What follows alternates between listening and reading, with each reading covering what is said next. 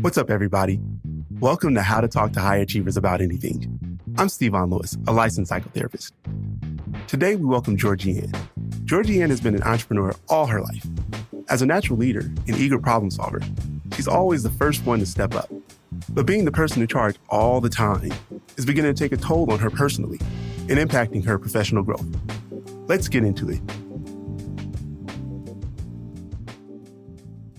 My name is Georgie-Ann, and I am an entrepreneur, a mom, originally born and raised on the island of Jamaica, but I've spent the majority of my life here in the United States, specifically in New York. I am an avid reader, learner, and lover of all things technology. I'm a part of a few different tech company boards, and I just really love to problem solve, run businesses, and just think of new ways to solve old problems.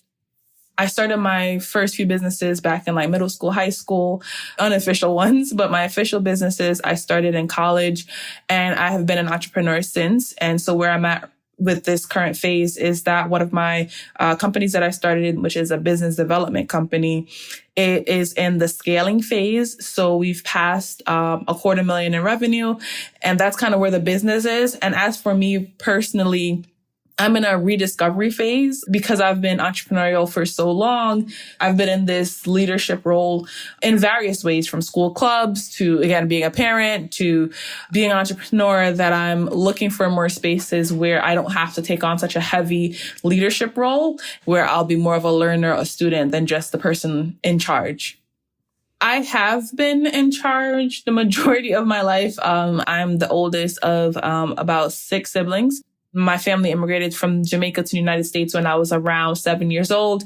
I kind of became the translator for my family. So, if the phone rang and it was somebody more business-like, hey, you come talk to the person, or something technology-based, because I've always been passionate about technology, I would be the go-to. So I would be fixing stuff, leading conversations, planning things. So that was my role in the family, the classic oldest daughter syndrome, being in charge, being the one that is looked to for direction. And then when I became a mom, that just amplified even more. And even before that, my friend groups they will joke around you're the mom of the group.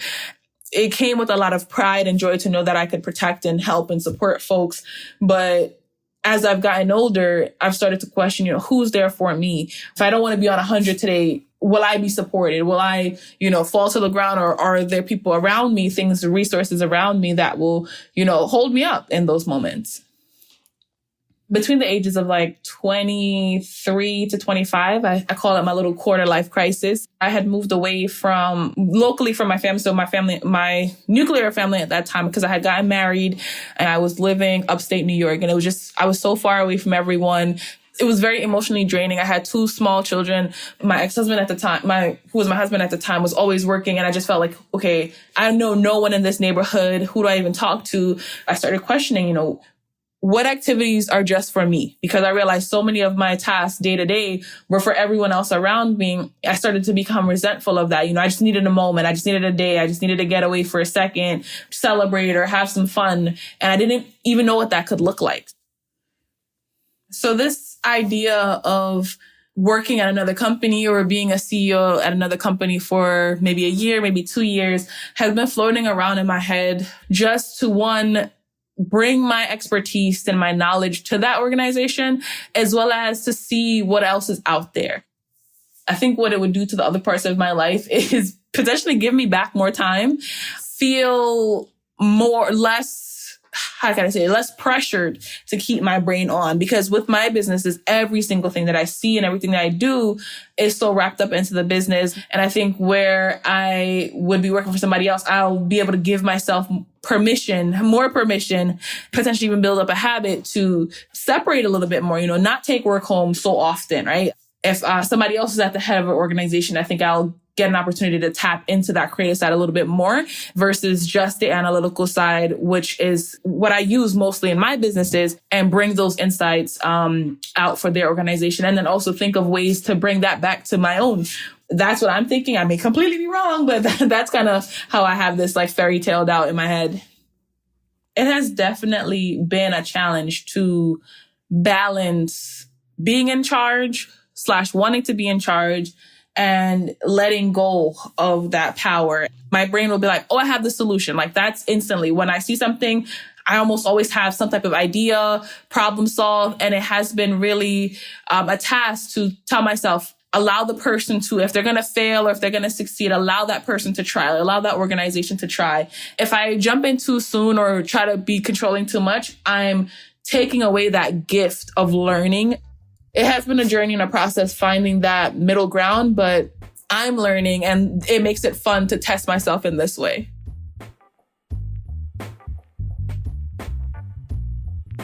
Georgie-Ann, thanks for sharing what you're going through. As I listened to Georgie-Ann, what stood out for me were a few things. First, for her, she's had a lot of success early on in life. And so in her life as an adult, that's the role she's assumed, is I am the fixer, I am the problem solver, I am the person to get things done. And that's led to her being successful. It's also very exhausting, and she's tired. In my work with high achievers, this sort of experience is fairly common. And what you find is that in the success comes pressure. So on the surface, what we see is someone who's doing really well in life, and so they are relied upon a lot more. What we don't see underneath is this intense pressure to show up and be all things to all people.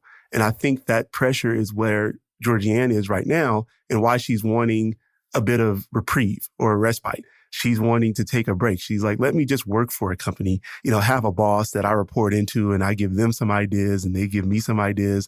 And she's looking for a little bit of that mentorship because she's had to be that for everyone else and for herself.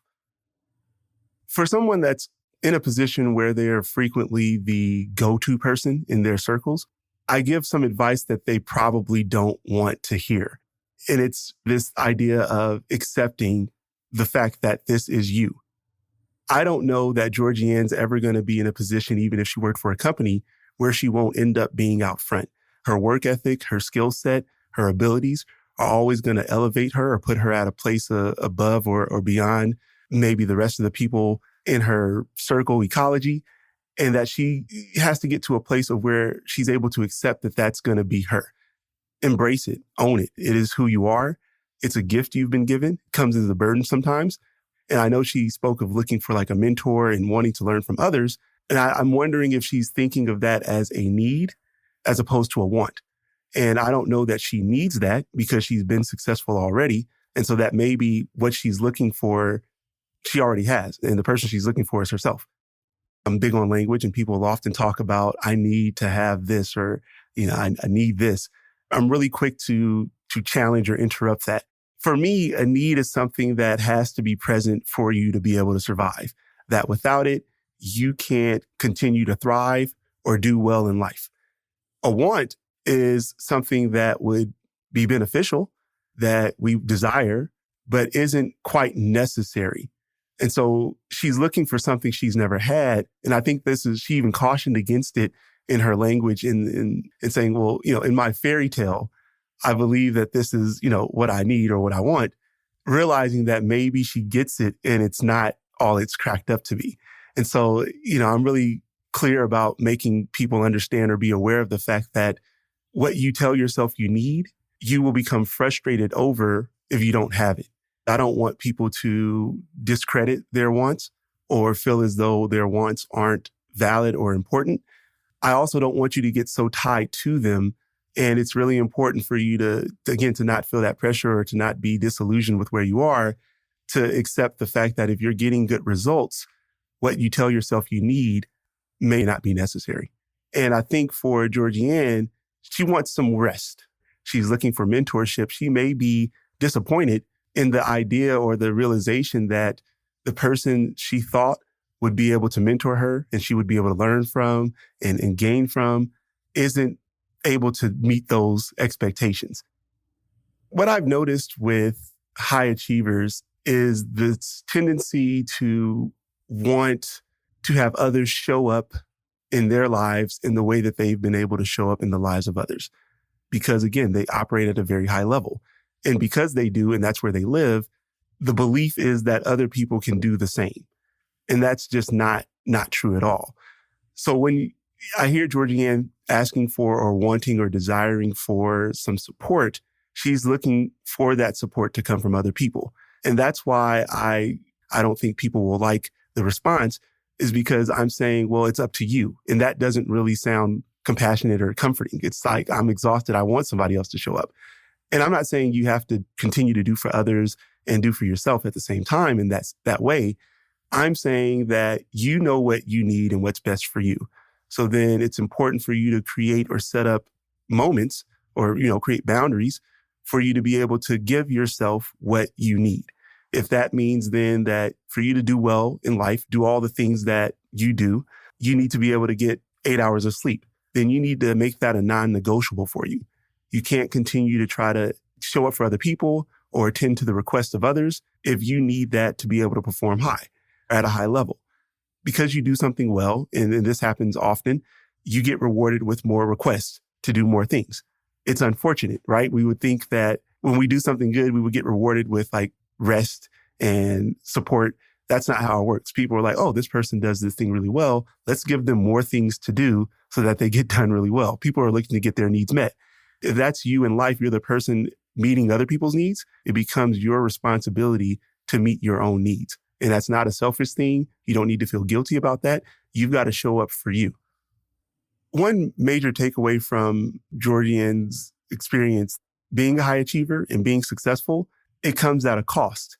There's this dichotomy in her situation where she wants to relax, and there's also this fear that other people will not fill the void if she does take a step back. And so she stays stuck in the position she's in unhappily. I think it's really important for people to be aware that your role maybe is to not be savior. And when you're a high achiever or overachiever, letting something not be what you envision you could make it is very hard to do. She spoke about this a little bit of trying to push herself to let things play out as they would, and maybe it won't get to the 99% we know it can. And that's hard for her because she knows if she steps in, she can make it 99. And I'm saying you can get that level of success, the 99%, at what cost to you? What are you sacrificing to do that? I want people to keep in mind that that comes at a price, and who's paying for it.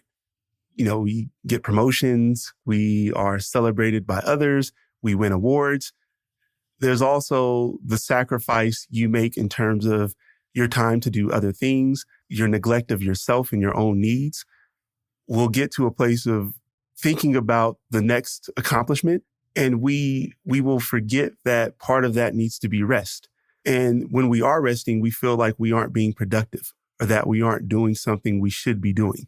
And I think that people need to broaden their definition of success to include rest and to include attending to oneself, so that productivity is not only associated with doing things, that doing nothing might be something that is really important for you in the moment.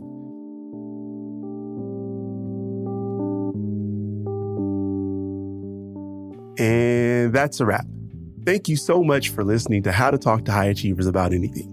We have really big plans for our show, and we want you to be a part of it. We want to hear about your successes and challenges, your sacrifices, the ways you've celebrated, and what's ahead as you grow. Send our producer, Virginia, an email, and we'll get your story on the show. She's at virginia@lwcstudios.com. How to Talk to High Achievers About Anything is an original production of LWC Studios. Virginia Laura is the show's producer. Kojin Toshiro is our mixer. Juleka Lantigua is the creator and executive producer. I'm Stevon Lewis. On Twitter and Instagram, we're at Talk to Achievers. Bye, everybody.